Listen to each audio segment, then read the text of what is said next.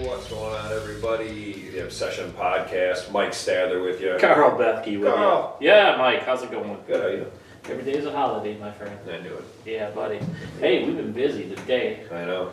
Gosh. Every day. Well, every day, but I mean, today was extraordinary. Hanging stands. Oh, getting ready for the season, And Mike. doing some strategery. It's August here already, It my is. friend. It's awesome. August. It's awesome. What are we going to be doing here shortly? We are, nothing big. Going mule deer hunting, Mule deer hunting? antelope hunting. Ain't that something? Yeah, 5 weeks. I'm not counting. Not counting at all, huh? But yeah, 5 weeks. Hey, I got one for you here. What do you got? Well, there's a recent video that was posted by a group or a pair of guys. You know, we got obsession guys. Okay, and this is going to come into play. You ready? Like obsession, like our obsession? That's what I'm talking about. Cool. Pay Okay. close attention, my friend. All right, here we go. Yeah, this one's from David. He's from Illinois. David said, shot ethics with a bow. Walking shots, long shots, quarter shots with a bow. When not to stop a deer is the other part of it. Do you think it's for everyone? So shot ethics in general. What do you think? Well, shot ethics are for everyone. Shot ethics. I think he moves more when it says that. The walking To shot stop or not stop? Because there's a lot of different opportunities. Right. Shot ethics. Half of that comes into play knowing your equipment. I'll start with that, right? Know your equipment. We talk about that all the time. That's why we shoot year round. You guys can go on the internet just about anywhere and check out a guy named Ranch Fairy, and he talks about great big heavy arrows. You know, and what he's saying isn't wrong, within reason. A lot of it comes down to the animal you're hunting. You're hunting these bad boys right here, these pigs. They got some pretty strong bones, don't they? Yeah, they do. Yeah, they do. Yeah, they do. Yeah. Mike shot that one down in Texas here. But what was that? That was earlier this year. You can watch that hunt? January. Is that hunt? You can see that pig killed. Yeah, that's right. That's out there. Check it out. You guys get a chance, you can check it out here on our hunts. It says just hunts, our playlists. There's, I don't know how many hunts up there, a few hundred. There's a couple. Yeah, there's a couple. Over 550 plus videos on this channel now. Yeah, buddy. Oh, and if you want to subscribe, just hit the Reaper in the lower right-hand corner. We got that going on. But that being said, we're talking about shot ethics. Mike and I, and you guys will see it during there, do have a tendency. Oh my God, we've had this discussion with how many people? A lot. People. When we're doing shows. I'll tell you, people get on us a lot. Yep. Because I'll tell you 100% we will take a quarter two shot Oh yeah. every day. Yep. On On a whitetail. a whitetail. Or We've a taken, muley at a decent driver. straight on shots. Severely quartered away. But why? Because, like you said, Mm-hmm. we know our equipment. Yeah. We shoot year round.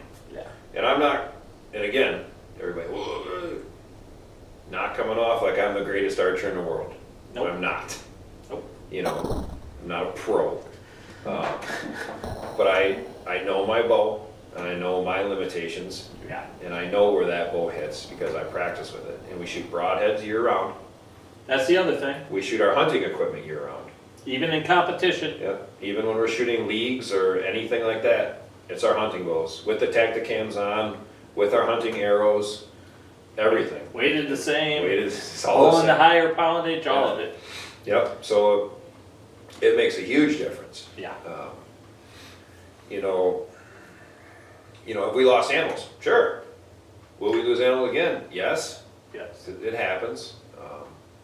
With knowing your equipment and knowing what to do, what shot to make, because Before anybody goes anywhere with that, because I can see the eyes rolling and Yeah. dealing with all that crap, the have you lost animals? Okay? Yes. If you're a hunter, you've lost animals. Yep. Bow hunters. Even gun hunters, trust me. we make great shots on lost animals. Oh yeah.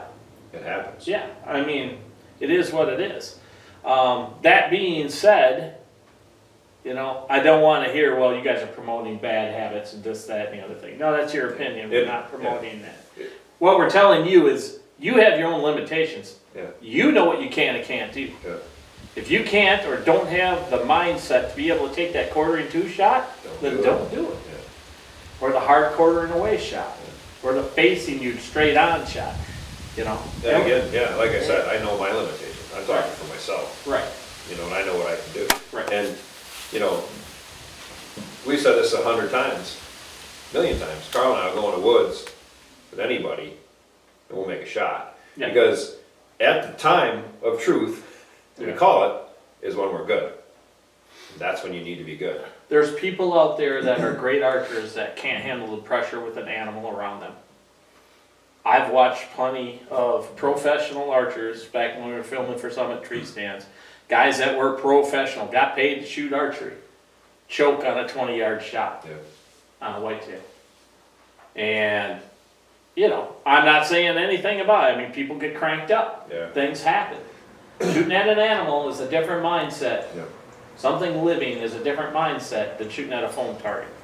And either you've got it or you don't. Yep. You can train yourself, but it takes work. Mm-hmm. You know, we all know those people that are not bad archers, but when it comes to that split second, that 5 seconds of fame, you hear Mike and I talk about it all the time, that 5 seconds of fame. That 5-second time period it takes to make that decision, put that pin on that animal, pull through your shot, make a good shot to take that animal ethically. There's a lot of people that just panic in that mind. Their mind goes completely blank, dude. Mm-hmm. I mean, like, they just stop thinking the animal will move or jump or do something stupid, and they just squeeze the trigger. Yep. And then when you go to ask them, what do you hear? When we say, where'd you hit it? Yeah. I don't know. Well, I hit it. I think it was a good shot. Yeah, I think it was a good shot. I hit it. You know, that's not what if you know Mike and I, you know that it's about being able to watch that arrow impact that animal. Or how does it react when it runs away? Another thing. Yeah. Big, you know, Right. big time. Tail tucked, arched up. Right. You know, I mean, straight out running. you know, like he's asking, you know, quartering to, quartering away. You know, I think there's a shot there almost for every instance. Yep. But again, it depends on time too. Right.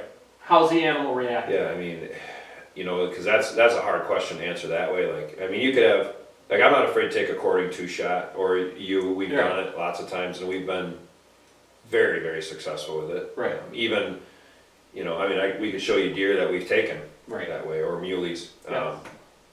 That, you know, is it quarter to you for 2 seconds, and then it's not? I mean, Well, here's the for is it instance. alert? My biggest mule deer, which would be way up in the Brucker Books in North Dakota, I shot him at 89 yards quartering to me. Yeah, laying down. Laying down, Yep. went in one shoulder, through the lung, through the top of the heart, out the other lung, went 20 yards, fell over dead. Yep. Majority of people wouldn't take that shot. No. Crushed it deer. Crushed it.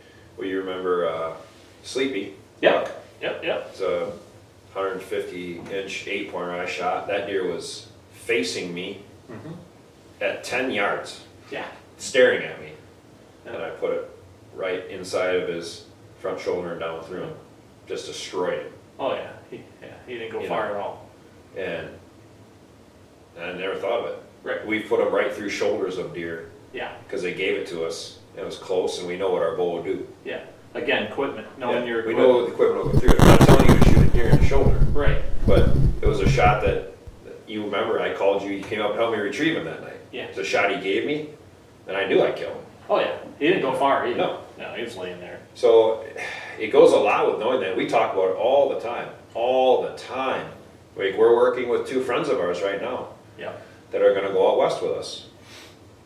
We're trying to make them better shots. And again, we're not saying we're the greatest shots out there, but, you know, routines are a big thing.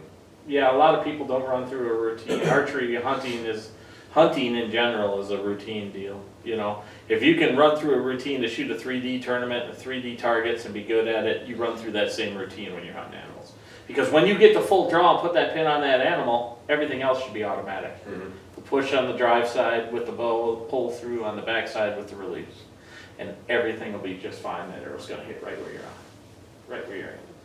A lot of people they'll say buck fever, buck fever. Well, at that point, that tells me that you can't control your mind. And there's our chart. Yeah, it's, so every shot, every animal is different. It really is. Yeah. Especially stopping deer. Me, myself, like, I'm not a big fan Of stuff. of stopping deer. Yeah. And I've done it. Yeah. And I've done it, and I've had deer bolt. Oh yeah, I've seen that too. It's kind of like calling to deer. You Yeah. don't know. That honest truth about stopping deer, in my opinion, is just like calling. You have to be able to see, what's the mood of the animal coming through. Is he looking for something? Yeah. Is he alert and moving fast? If he's alert and moving fast, going nah, nah, nah, nah, isn't going to help. Yeah. It's just going to make him go faster. Right. Well, my buck last year that I shot here, Yeah. he was focused on that decoy, Yeah. which is awesome. So I wasn't going to stop him. The problem is I didn't follow through with him. Right. Yep. Just, total rookie mistake. Yep. Like the easiest shot I had all year on anything. And for that brief second, I'm like, yeah, just hold it up, because he was stepping. Yep. And I hit him back. Yeah, and he was quartering two Yeah. coming through it, Right. short yardage. Which turns, You got him. yeah, a quick recovery into a Longer cluster. Yeah, longer recovery. You know. Yeah. Well, the deer that same buck I shot here, freak. Yeah. I was calling to him. He was ticked. I knew he was gonna make a mistake. He walked in there. He was moving when I shot him. We'll show you guys the shots here quick, but Yep. we retrieved both animals, both got our deer. But yeah, we didn't stop them. No. So, and it depends on a certain situation. I'm not going to tell you to stop deer all the time. There are times where, they're fairly relaxed or whatever, and I'll give it a quiet man, just to kind of get that, get that up. And, but there's other times where, I'm just going to shoot them. So, that's pretty simple layout, I think. You got to get a routine down, I think, if you're going to be trying to shoot deer in general. Honest truth, David, each situation could be different. Yeah. But our opinion is over the last few years is we don't try to stop deer very much. So, The thing too about that, shooting the quartered away, like he asked, quartered one, quartered two. Practice that way. Yeah. Don't, everybody stands there and they just shoot straight targets. Yeah, broadside. Like I know I do it out here. I've been doing it with our buddy that's going with us. I'm like, no, step up on that hillside and shoot that target. Yeah, put your toes down, put your toes up. It's different. Yeah. You're gonna shoot different, Yeah. And that's important on that, especially that spot and stalk hunt we're taking them on. Or shooting, if you're in a tree stand, you're not shooting straight.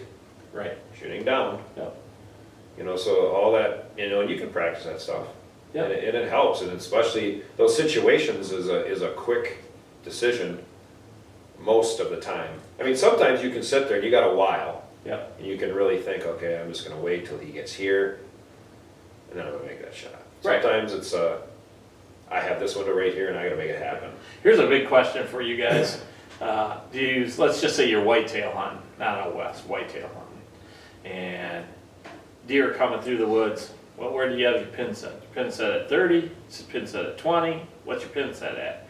Because I know, at least for Mike and I, we're whitetail hunting our pin set at 20, but we know our exact drop at 40, 50. Yep. So there is no moving the pin when I'm whitetail hunting. Yeah. I will account. Very rarely do I ever move my pin. And hence why we shoot unknown yardages when shooting broadhead league all year. Yeah, we shoot unknown yardages, shooting broadhead. No rangefinders. No rangefinders. No binos. We don't use binos. And we're judging our yardage on our own. Now, granted, we don't do that in the hunting woods. No. Well, I tell you what, it teaches you a lot. Yep. And the reason that is if you're, if I have to pick my rangefinder up, if I know certain trees or certain distances, I can estimate mentally in a split second where I have to aim on that deer with a 20-yard pin. Yeah. All the way out to 40, I'm very comfortable with a 20-yard pin, knowing the drop of the arrow through that. Yeah, and again, though, it comes back to what you started the conversation with. Yeah. know your equipment, Yeah, know your know equipment, your bow. know And your routines. there's gonna be guys out there, Carl, that are gonna be like, well, you can't shoot there. Yeah, you can. Yeah. And I'll tell you what, go talk to some of the top archers out there. Yeah. They know it. Of course. They're not adjusting their pin. No. You don't see Levi Morgan setting his pin every increment. No, only when he's shooting really, really Yeah. long Well, yeah, distances, and and we he's do it got then. the time. And we do it then obviously too. Right. But if it's a, you know, a 35-yard shot and I'm at 20, which is where my bow is always at, Yep. you know, He just pulls his pin up. yeah, I pull it up and I know where to put that pin. Yep. Because I know where my arrow drop is. If you know your arrow drop, it doesn't matter. Right. That's what you need to know because all your sight's compensating for is your arrow drop. 100%. So, Yeah. No, knowing your equipment. So it pretty much comes down to that, David. Hopefully that answers your question. thanks, Dave. We appreciate you giving us a question. Why don't you send a message to us? Let us know how you do it. Yeah. What you think. If any of you guys got any routines or something you'd like to share with everybody, put them right down here in the comments. If you guys want to subscribe to the channel, hit the Reaper in the lower right hand corner. If you want to check us out on Spotify, Google, Apple, iHeart, Amazon. RSS.com. Oh, check our pretty faces out right here on YouTube. You guys can check us out at any time here at Rush Outdoors, Wisconsin. We appreciate each and every one of you. Yeah, buddy. See you.